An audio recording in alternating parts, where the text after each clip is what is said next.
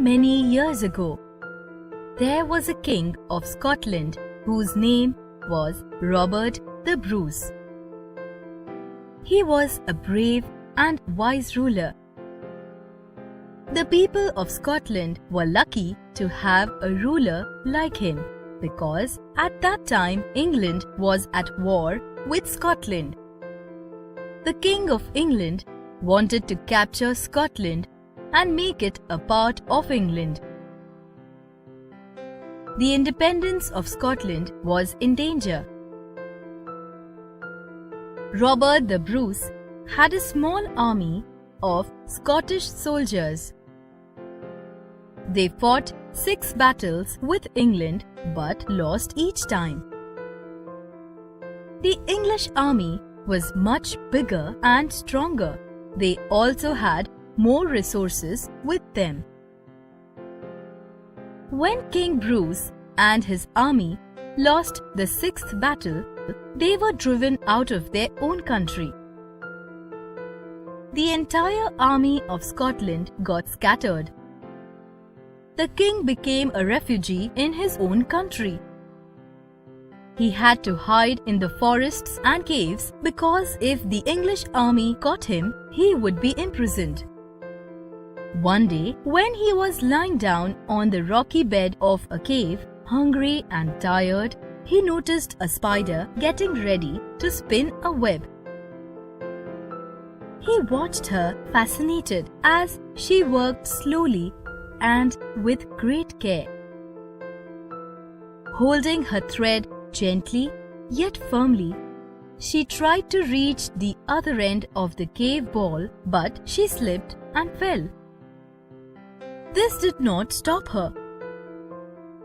She climbed up the cave wall and started the process all over again. 6 times she tried and 6 times she failed. King Bruce was amazed. This tiny creature kept on trying again and again and again. Robert thought to himself, "There is a lot of similarity between the spider and me. I also tried to fight the English army 6 times and failed, just like the spider."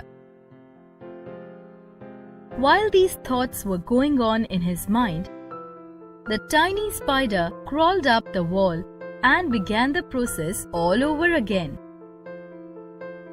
Robert the Bruce carefully watched the spider try for the 7th time. He forgot about his own troubles. Would the spider succeed this time? Or would she fail again? Slowly and carefully, the spider held her thread and managed to reach the other end of the cave wall. Yes, she did succeed in the 7th attempt. King Bruce was filled with new hope and courage. He thought to himself, "Let me try one more time. I just might win, who knows?" Robert the Bruce gathered his scattered army together. He recounted the story of the spider and gave them new hope and inspiration. Slowly and carefully, he built an army of brave Scotsmen. A 7th battle was fought, and this time they managed to defeat the English army. The King of England was forced to go back to his own country.